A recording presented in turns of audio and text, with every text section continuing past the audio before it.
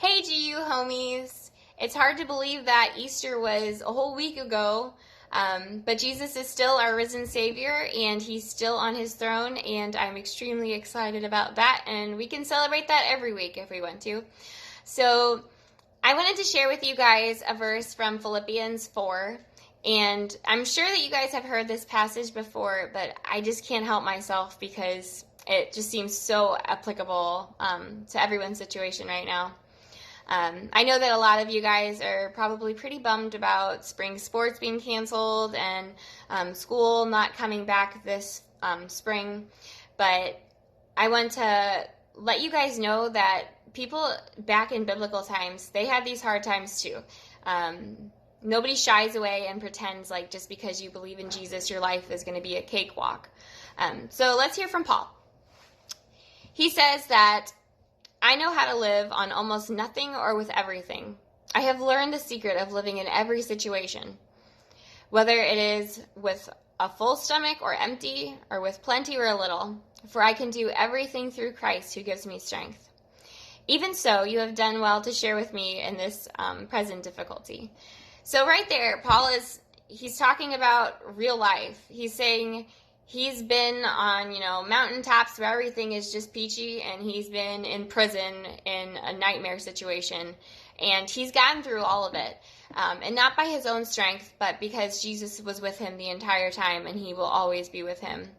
And because we believe in Jesus, he's with us all the time too.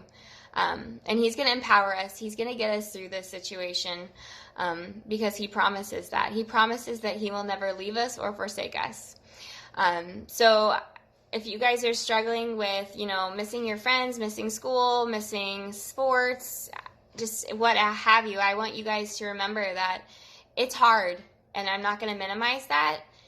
It's a struggle sometimes, and it's hard to not get caught up in those feelings of sadness over those. But that's not it. Jesus is with you, and he's empowering you.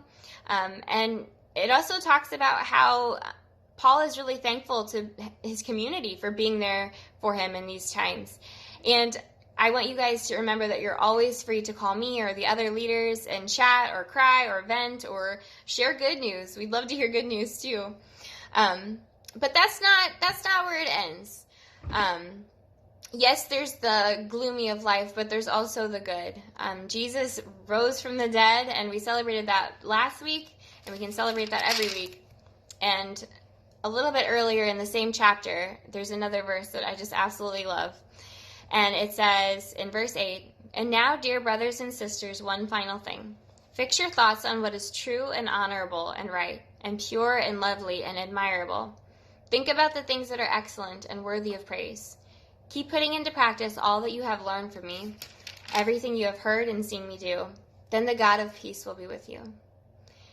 And that is just such a good and true reminder that yes, there are things that are really hard in life, but when you sit there and just think about those all day long and ruminate and remind yourself of that bad thing that's making you sad, you're just ruining your own day. You're just stealing your own joy, and Satan loves that. But God reminds us that there's good in each day too. There's beauty in creation. You all have friends that love you. Us leaders love you.